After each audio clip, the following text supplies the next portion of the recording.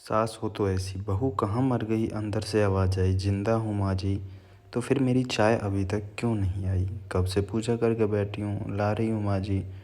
बहू चाय के साथ भजिया भी ले आई। सास ने कहा, तेल का खिला कर क्या मारेगी? बहू ने कहा, ठीक है माँ जी, ले जाती हूँ। सास ने कहा, रहने दे, बना दिया है तो खा लेती हूँ। सास ने भजिया खाई, भजिया उठाई और कहा, कितनी गंदी भजिया बनाई है तुमने। बहू, माँ जी मुझे कपड़े धोने हैं, मैं जाती हूँ। बहू दरवाजे के पास छिपकर खड़ी हो गई। सास भजिया पर टूट पड़ी और पूरी भजिया ख़त्म कर दी। बहू मुस्कुराई और काम पर लग गई। दोपहर का खाने का वक्त था। सास ने फिर से आवाज़ लगाई, और कुछ खाने को मिलेगा?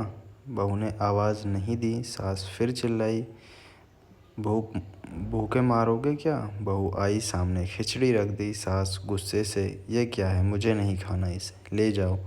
बहू ने कहा, आपको डॉक्टर ने दिन में खिचड़ी खाने को कहा है, खाना तो पड़ेगा ही। सास मुंह बनाते हो, हाँ तू मेरी माँ बन जा।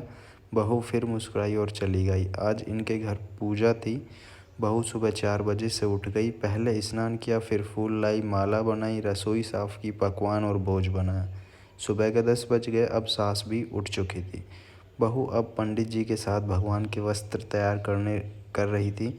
आज ऑफिस की छुट्टी भी थी, उनके पति भी घर पर थे।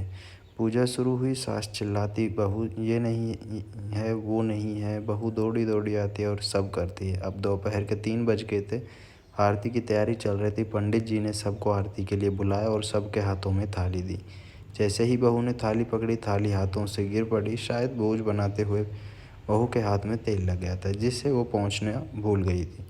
सारे लोग तरह तरह की बातें करने लगे। कैसी बहू है, कुछ नहीं आता, एक काम भी ठीक से नहीं कर सकती, न जाने कैसी बहू उठा लाए, एक आरती की थाली भी संभाल नहीं सकी।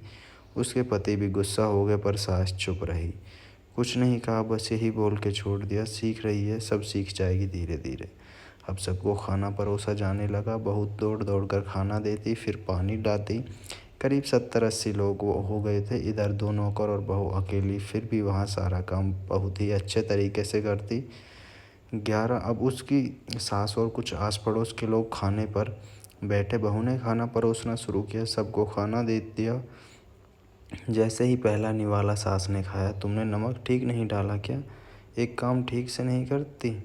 पता नहीं मेरे बाद कैसे घर संभालेगी। आस पड़ोस वालों को भी जानते ही हो ना साहब, वो बस बहाना ढूंढते हैं नुक्स निकालने का। फिर वो सब शुरू हो गया, ऐसा खाना है, ऐसी बहू है, ये वो वगैरह वगैरह। दिन का खाना हो चुका था। बहू बर्तन साफ करने नौकरों के साथ गई। रात में जगराते का कार्यक्रम रखा गया था। बहू भी एक दो गीत गाने के लिए स्टेज पर चढ़ी। सास जोर से चिल्लाई, मेरी नाक मत कटा देना, गाना नहीं आता तो मत गा। वापस आ जा। बहू मुस्कुराई और गाने लगी। सबने उसके गाने की तारीफ़ की, पर सास मुँह फुलाते हुए बोली, इससे अच्छा तो मैं गाती थी जवानी में, तुझे तो कुछ भी नहीं आता। बहू मुस्कुराई और चली गई। अब रात का खाना खिलाया जा रहा था। उसके पति के ऑफिस के दोस्त साइड में ही ड्रिंक करने लगे। उसका पति चिल्लाया, थोड़ा बर्फ़ लाओ।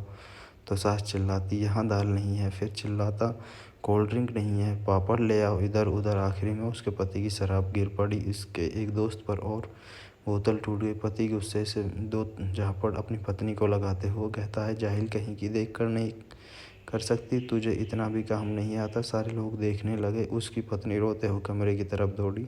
फिर उसके दोस्तों ने कहा, क्या यार, पूरा मूड ख़राब कर दिया, यहाँ नहीं बुलाया होता, हम कहीं और पार्टी कर लेते।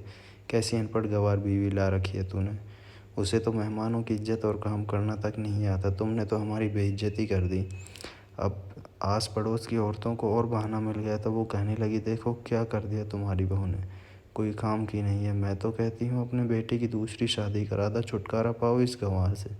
सास उठी और अपने बेटे के पास जाकर उसे थप्पड़ मारा और कहा, अरे नालायक, तुमने मेरी बहू को मारा, तेरी हिम्मत कैसे हुई, तेरी टांग तोड़ दूंगी। उसके बेटे के दोस्त कुछ कहने ही वाले थे कि उसकी माँ ने घूरते हुए कहा, चुप, बिल्कुल चुप, यहाँ दारू पीने आए हो, जबकि पता है आज पूजा है और तुम्हें पार्टी करनी है। कैसे संस्कार दिए हैं तुम्हारे माता पिता ने? और किसने मेरी बहू को जाहिल बोला? ज़रा इधर आओ, चप्पल से मारूंगी अगर मेरी बहू को किसी ने शब्द भी कहा तो। अरे पापी, तूने उस लड़की को बस इसलिए मारा कि तेरी शराब टूट गई? पापी, वो बच्ची सुबह 4 बजे से उठी है, घर का सारा काम कर रही है, न सुबह से नाश्ता न दिन का खाना खाया, फिर भी हंसते हुए सबकी बातें सुनते हुए, ताने सुनते हुए घर के काम में लगी रही। तेरे यार दोस्तों को अच्छी नहीं लगी, जूते से मारूंगी तेरे दोस्तों को, जो भी कभी उन्होंने ऐसा कहा। उसके यार दोस्त चुप से खिसक लिए। अब सास बहू के कमरे में गई और बहू का हाथ पकड़कर बाहर लाई। सबके सामने कहने लगी, किसने कहा था अपनी बहू को घर से निकाल के दूसरी बहू ले आना? जरा सामने आओ। कोई सामने नहीं आया। फिर सास ने कहा, तुम जानते भी क्या इस लड़की के बारे में? ये मेरी माँ भी है, बेटी भी है। माँ इसलिए मुझे गलत काम करने पर डांटती है और बेटी इसलिए कभी कभी मेरी दिल की भावनाएं समझ जाती है। मेरी दिन रात सेवा करती है, मेरे 1000 ताने सुनती है, पर एक शब्द भी गलत नहीं कहती, न सामने न पीठ पीछे। और तुम कहते हो दूसरी बहू ले आऊँ? याद है ना चुटकी की दादी अपनी बहू की करतूत? सास ने गुस्से से पड़ोस की महिला को कहा, अभी पिछले हफ्ते ही तुम्हें मियाँ बीवी भूखे छोड़ घूमने चले गए थे। मेरी इसी बहू ने 7 दिनों तक तुम्हारे घर पर खाना पानी, यहाँ तक कि हमारे पैर दबाने जाती थी, और तुम इसे जाहिल बोलते हो? जाहिल तो तुम सब हो जो कोयले और हीरे में फ़र्क नहीं जानते। अगर आइंदा मेरी बहू के बारे में कुछ एक लफ्ज़ भी बोला तो मुझसे बुरा कोई नहीं होगा, क्योंकि ये मेरी बहू नहीं, मेरी बेटी है। बहू से सख्तियाँ लेते हुए फिर कमरे में चली गई। सास ने एक प्लेट उठाई और भोजन परोसकर बहू के कमरे में खुद ले गई। सास को भोजन लाते देखा तो बहू ने कहा, अरे माँ जी, आप क्या कर रही हो? मैं खुद ले लेती। सास ने प्यार से ताना मारते हुए कहा, डर मत, इसमें जहर नहीं है, मार नहीं डालूंगी तुझे। तुझे नई सास चाहिए होगी, पर मुझे अभी तू ही मेरे घर की बहू चाहिए। बहू ने अपनी सास को रोते हुए गले से लगा लिया। सास भी रो दी पहली बार और कहा, चल खाना खा ले। फिर मजाक करते हुए कहा, फिर मेरे पैर दबाने चले आना, और ये ख्याल मन में मत लाना कि सास पैर पैर बोलती है, किसी दिन मैं इसका गला दबा दूंगी। क्योंकि कभी मैं भी यही सोचती थी। दोनों खूब हंसने लगती हैं। कुछ रिश्ते बहुत मीठे होते हैं, बस बातें कड़वी होती हैं। यदि आपको हमारी कहानी अच्छी लगी तो वीडियो लाइक करें और चैनल भी सब्सक्राइब कर लें।